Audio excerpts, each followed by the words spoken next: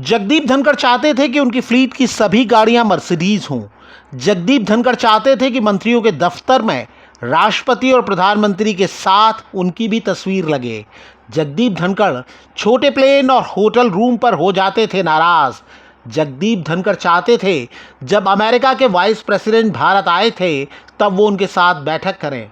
जगदीप धनखड़ सरकार के लिए एम्बैरेसमेंट बनते जा रहे थे। जगदीप धनखड़ ने उपराष्ट्रपति के पद से इस्तीफा दिया और ऐसी ऐसी कहानियां सामने आने लगीं जो आम लोगों ने पहले शायद ही सुनी हो।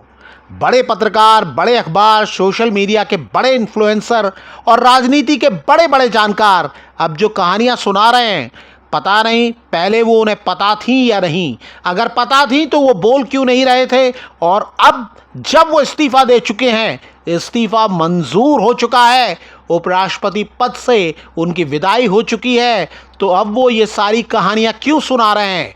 क्या वो खुद सुना रहे हैं या उन्हें किसी ने कहा है कि वो ये कहानियां सुनाएं? इनमें से कई कहानियां आपने भी सुन ली होंगी। जगदीप धनखड़ के इस्तीफे ने और किसी को हैरान किया हो या नहीं, लेकिन आम लोग बहुत हैरान हुए। हैरानी तब भी हुई थी जब करीब 3 साल पहले यानी 2022 में उन्हें उपराष्ट्रपति पद के लिए एनडीए का उम्मीदवार बनाया गया था। उम्मीदवार बनाए जाने के समय धनखड़ पश्चिम बंगाल के राज्यपाल थे और राज्यपाल रहते वो जिस अंदाज में ममता बनर्जी सरकार की छवि को खुरच रहे थे, उसकी राष्ट्रीय स्तर पर चर्चा थी। राजनीति के कई जानकारों ने तब दावा किया था कि धनखड़ को उसी कथित दिलेरी का पुरस्कार दिया गया है। बीजेपी के अंदर के लोगों ने दावा किया कि उन्हें सीधे प्रधानमंत्री नरेंद्र मोदी ने चुना है। धनखड़ चुनाव जीते और उपराष्ट्रपति बने। उपराष्ट्रपति राज्यसभा के चेयरमैन भी होते हैं। धनखड़ शायद राज्यसभा के पहले ऐसे चेयरमैन थे जिन्हें हटाने के लिए विपक्ष प्रस्ताव लाया। बाद में ये प्रस्ताव तकनीकी कारणों से खारिज हो गया। 2023 के शीतकालीन सत्र के दौरान उन्होंने विपक्ष के 34 सांसदों को निलंबित कर दिया था। टीएमसी के सांसद कल्याण बनर्जी ने उस दौरान हुए विरोध प्रदर्शन में धनखड़ की नकल उतारी थी और राहुल गांधी ने तब अपने मोबाइल में वो तस्वीर कैद की थी। वो ऐसा करते दिखे थे। विपक्ष ने कई बार उन्हें पक्षपाती चेयरमैन कहा था और आरोप लगाया था कि वो बीजेपी के पक्ष में काम करते हैं। उपराष्ट्रपति रहते हुए धनखड़ जब सार्वजनिक कार्यक्रमों में प्रधानमंत्री नरेंद्र मोदी से मिलते थे तब विरोधी सवाल उठाते थे कि वो पीएम मोदी के सामने ऐसे झुके झुके क्यों रहते हैं। वो जब सुप्रीम कोर्ट और न्यायपालिका पर सवाल उठाते थे तब कई लोग दावा करते थे कि धनखड़ सरकार के इशारे पर ही ऐसे बयान देते हैं। बीजेपी के कई समर्थक न्यायपालिका पर सवाल उठाने और विपक्ष को कंट्रोल करने की धनखड़ की अदा पर फिदा रहते थे। ऐसे तमाम समर्थकों ने धनखड़ के इस्तीफे के बाद सोशल मीडिया पोस्ट लिखकर उनके असमय पद छोड़ने पर अफसोस भी जाहिर किया।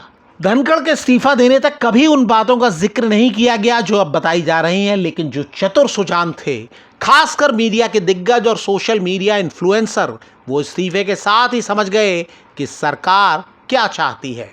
वो अंदर की कहानियां बयान करने लगे। दरअसल धनखड़ के इस्तीफे के करीब 14 घंटे बाद सरकार की ओर से पहली और इकलौती प्रतिक्रिया प्रधानमंत्री नरेंद्र मोदी की आई। पीएम मोदी ने एक्स पर लिखा, श्री जगदीप धनखड़ जी को भारत के उपराष्ट्रपति सहित कई भूमिकाओं में देश की सेवा करने का अवसर मिला है। पीएम मोदी ने उनके उत्तम स्वास्थ्य की कामना भी की। सरकार यानी सत्ता पक्ष के उलट विपक्ष धनखड़ के इस्तीफे की खबर सार्वजनिक होते ही मुखर हो गया। विपक्ष के जो नेता किसी वक्त धनखड़ के व्यवहार की पानी पी पी कर आलोचना करते थे, वो पीएम मोदी से अनुरोध करने लगे कि धनखड़ को मनाएं कि वो इस्तीफा वापस ले लें।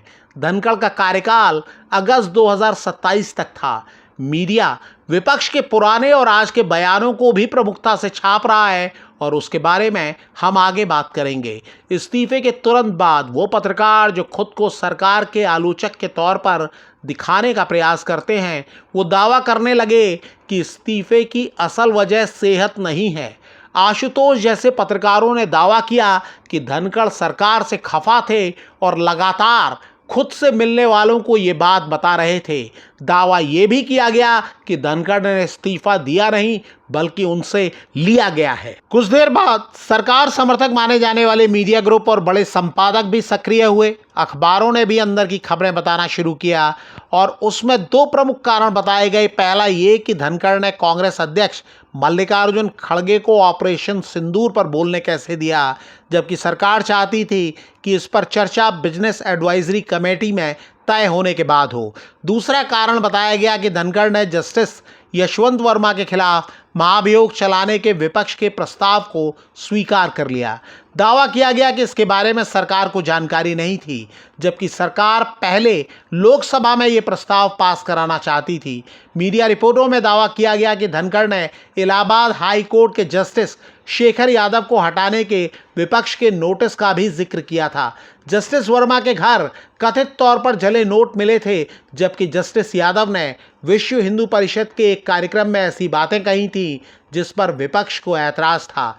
इसके बाद बात सिर्फ इस्तीफे के कारण गिनाने तक नहीं रही, ये बताने का दौर भी शुरू हो गया कि धनखड़ किस तरह मोदी सरकार के लिए एम्बैरेसमेंट बन गए थे और सीधे टकराव के इरादे में थे।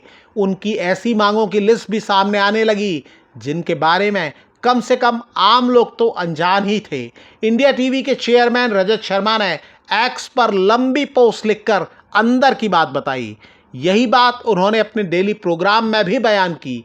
मोदी सरकार के करीबी माने जाने वाले रजत शर्मा ने दावा किया कि धनखड़ सरकार के लिए एम्बैरेसमेंट बनते जा रहे थे। रजत शर्मा के मुताबिक धनखड़ ने जब जुडिशरी पर डायरेक्ट अटैक किया तब जजेस को भी ये लगा कि वाइस प्रेसिडेंट साहब ये काम सरकार के इशारे पर कर रहे हैं, लेकिन ऐसे मामलों में जब उन्हें समझाने की कोशिश की गई तो वो नाराज हो गए।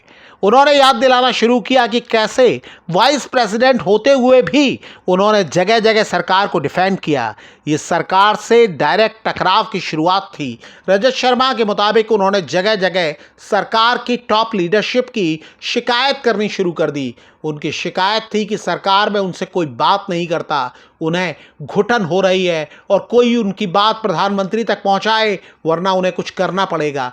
रजत शर्मा के मुताबिक ये एक तरह की धमकी थी। फाइनल फेज में वो कांग्रेस के नेताओं और अरविंद केजरीवाल से मिले, इन सबको बहुत कुछ कहा। जब सरकार को लगा कि अब राज्यसभा में भी वो एम्बैरेसमेंट क्रिएट कर सकते हैं तब उन्हें एक फ़ोन गया और ये बता दिया गया कि अगर धनखड़ साहब ने अपना रवैया नहीं बदला तो उनका इम्पीचमेंट भी हो सकता है। रजत शर्मा के मुताबिक धनखड़ ने टॉप लीडरशिप का असेसमेंट करने में गलती कर दी। सीनियर पत्रकार शीला भट्ट के मुताबिक सरकार ने देखा कि 2024 में विपक्ष ने अविश्वास व्यक्त करके उपराष्ट्रपति पर जो दबाव बनाया वो कारगर रहा। इसके बाद उन्होंने संतुलन बदलने की कोशिश की और बीजेपी सांसदों में भ्रम की स्थिति बनी। धनखड़ ने उपराष्ट्रपति रहते हुए कथित तौर पर अपने लिए जिन सुविधाओं की मांग की वो खबरें भी चलाई जाने लगीं। इकोनॉमिक टाइम्स की रिपोर्ट में दावा किया गया कि विदेश यात्राओं के दौरान धनखड़ राष्ट्रपति के बराबर प्रोटोकॉल की उम्मीद करते थे। रिपोर्ट में दावा किया गया कि प्लेन से लेकर होटल के कमरों तक को लेकर उन्हें लगा कि कद के हिसाब से सम्मान नहीं दिया जा रहा है।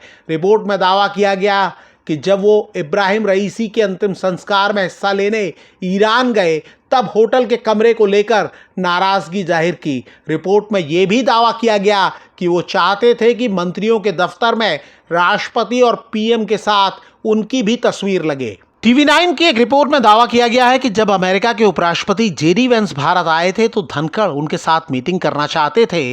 वो मानते थे कि दोनों उपराष्ट्रपतियों के बीच मीटिंग होनी चाहिए। सरकार को तब उन्हें समझाना पड़ा।